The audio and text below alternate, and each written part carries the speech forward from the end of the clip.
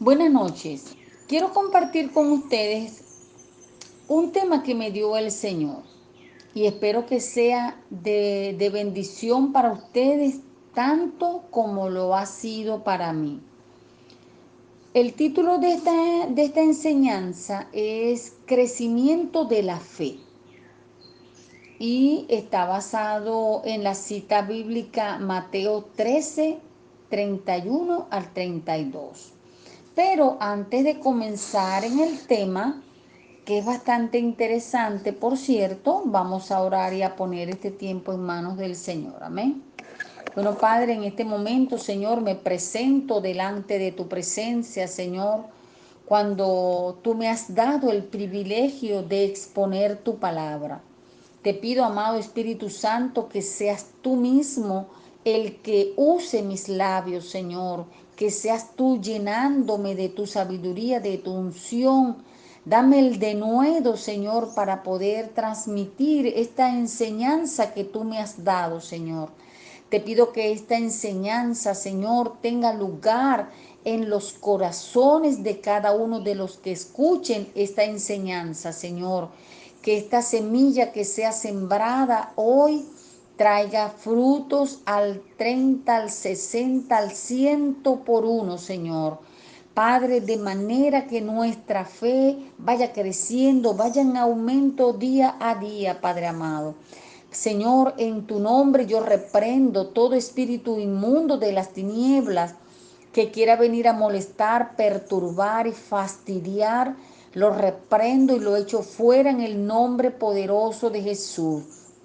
Todo espíritu inmundo que quiera dañar, distorsionar y cambiar la palabra, yo lo reprendo y lo echo fuera en el nombre de Jesús y declaro, Señor, que es la unción tuya que rompe el yugo, la que obra en nuestros corazones. Declaramos, Señor, que tenemos un corazón, Señor, que es buena tierra para que tu palabra, Señor, que va a ser sembrada, dará fruto, Señor. Danos, oh Dios, un espíritu enseñable para que sea tu palabra, Señor, teniendo lugar en nuestros corazones. Padre, te lo pedimos en el nombre de Jesús y te pedimos que tú traigas revelación de tu palabra, que la podamos entender y poner por obra.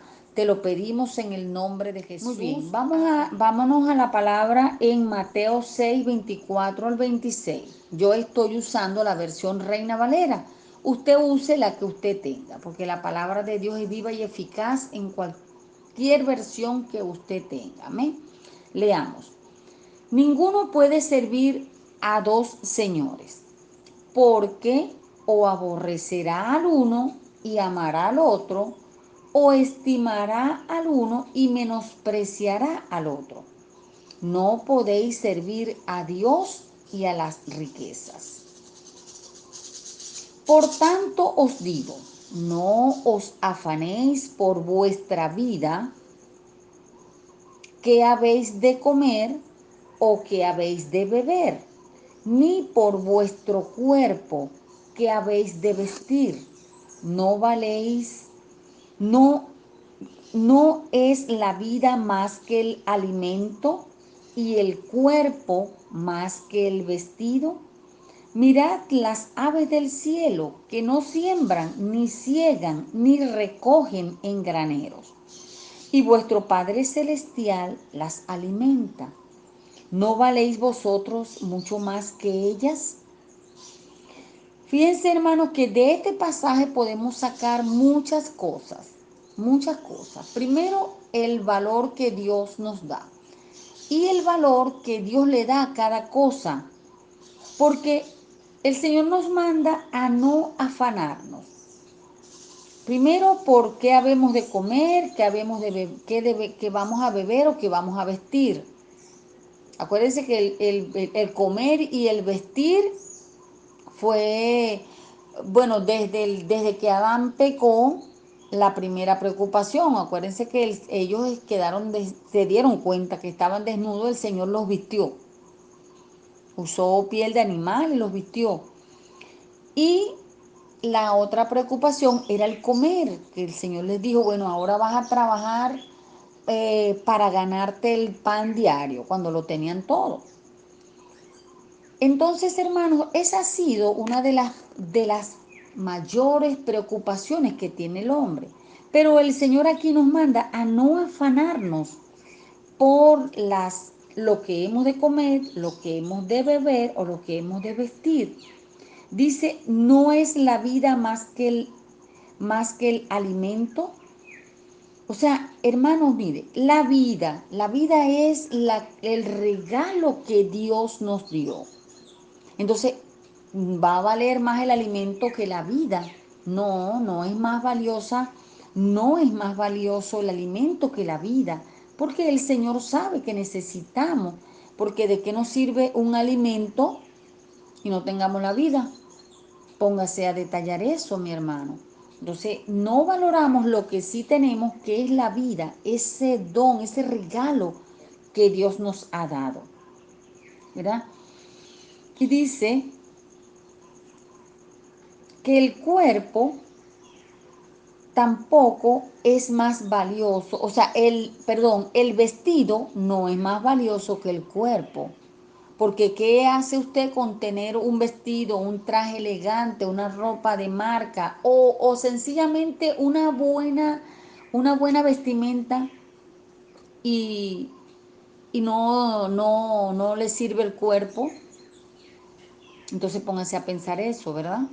Debemos reflexionar en eso. A veces nos afanamos en lo que tenemos que vestir, en lo que hemos de vestir, pero no estamos valorando, dando el valor al cuerpo que tenemos. Porque si perdemos un brazo, ahí sí vamos a valorar, oye, me hace falta mi brazo. Si perdemos un dedo, valoramos lo que no tenemos. Entonces aquí el Señor nos llama a reflexión, a que realmente le demos valor a las cosas. Dice el Señor que no nos afanemos. Dice el Señor, ¿verdad? Mirad las aves del cielo que no siembran, no ciegan, ni recogen en granero, y vuestro Padre celestial las alimenta. Entonces, pongámonos a ver, cuando nosotros estemos en afán por estas cosas de la vida, bueno, sencillamente usted deténgase un momento y mire las aves del cielo. ¿Ha visto usted alguna ave preocupada? Está brincando en una ramita porque está preocupada por qué va a comer, qué va a desayunar. No, las aves sencillamente están confiadas en el Señor, en que el Señor le va a suplir. Aún si usted compra un pajarito, lo tiene en una jaula, ese pajarito no está preocupado. ¿Por qué? Porque él sabe que Dios lo va a usar a usted para darle alimento. Y él se dedica a cantar. Así como yo tenía un canario y el canario eso entonaba varios cantos, porque el canario estaba confiado de que yo le iba a dar su alimento. Eso sí, a mí no me faltaba darle su alpiste todos los días y limpiarle su jaula y estar pendiente. Entonces, ese es el llamado que Dios nos hace. Si Él ama las aves y está pendiente de su sustento, cuánto más nosotros, porque Dios, el Señor Jesucristo, no murió en la cruz del Calvario por las aves, no murió en la cruz del Calvario por ningún animal. Los animales son aún para nuestro servicio, pero Jesús no murió en la cruz por las aves, murió por usted y murió por mí. Quiere decir que sí tenemos un valor muy alto para Él. Entonces siéntese y analice esto. Si el Señor cuida las aves, ¿no va a cuidar de mí? Que murió en la cruz del Calvario por mí, que me dio un valor, que dio su vida, su sangre por mí. Entonces no desvalorice su vida, porque esa vida que usted tiene, Dios se la dio. No le va a dar alimento, no le va a dar vestido, no le va a dar calzado. Si dio lo más importante, que fue a Jesucristo mismo por nosotros, si nos dio un valor tan alto, Entonces, hermano, no menosprecie lo que Dios le ha dado, lo que ya usted tiene, que es la vida. Y esta vida la debemos dedicar a alabar al Señor, a adorarlo en todo tiempo. Fíjense una cosa, las aves, las aves que andan normalmente por allí libres, son las que más veces pierden su nido. ¿Por qué? Porque a veces la tormenta, a veces el frío, la lluvia, la misma gente a veces daña los nidos. Ahora, ¿qué hacen las aves? Ellas cuando ven su nido destruido guardan un minuto de silencio y luego comienzan a cantar y comienzan a rehacer su nido, comienzan a volverlo a hacer, pero lo hacen. Ok, vamos a seguir indagando en este tema. Ya usted tiene claro que usted tiene que darse el valor que Dios le ha dado, ¿verdad? Ahora vamos a ver lo que nos ha dado el Señor. Vámonos a Mateo 13, 31 y 32.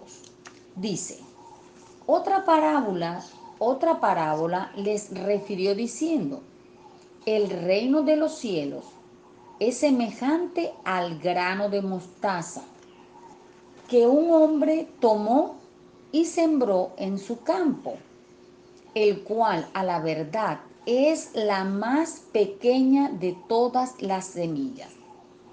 Pero cuando ha crecido, es la mayor de las hortalizas y se hace árbol, de tal manera que vienen las aves del cielo y hacen nido en sus ramas. Fíjense esto tan interesante que nos está dando el Señor aquí. El Señor dice que el reino de los cielos es semejante. Entonces, si es semejante es porque se va a hacer una comparación. Y aquí está comparando, el reino de los cielos lo está comparando a esa semilla de mostaza. Si usted ha visto una semilla de mostaza, la semilla de mostaza, de hecho, es la semilla más pequeña que hay. Aquí lo dice la palabra, es la más pequeñita. Yo tuve la oportunidad de ver la semilla de mostaza. Es redondita, chiquitica, es como la cabecita de un alfiler. Es más pequeña que el ajonjolí. Entonces, ustedes han visto cuando comen hamburguesita que le ponen arriba ajonjolí. Bueno, la semilla de mostaza es mucho más pequeña, es muy, muy, muy pequeña. Entonces, ¿cómo hace el Señor la comparación a esa semilla tan pequeñita, verdad? Que luego llega a convertirse en un árbol. Dice que es la hortaliza más grande. O sea, hay un proceso de transformación, ¿verdad? Que siendo una hortaliza se hace un árbol y es grande desde que las aves pueden hacer nidos en su rama. Porque las aves no hacen sus nidos pegados a la tierra. Tiene que haber una altura más o menos. El árbol de la mostaza sí no lo he visto, pero si el Señor dice que se convierte en un árbol, es porque ha habido una transformación en esa semilla. Entonces es comparado, así el Señor compara el reino de los cielos. Nuestra fe debe ser como esa semilla de mostaza, que es pequeñita, pero va creciendo de tal manera que se convierte en un árbol y da sombra y los pajaritos hacen sus nidos allí.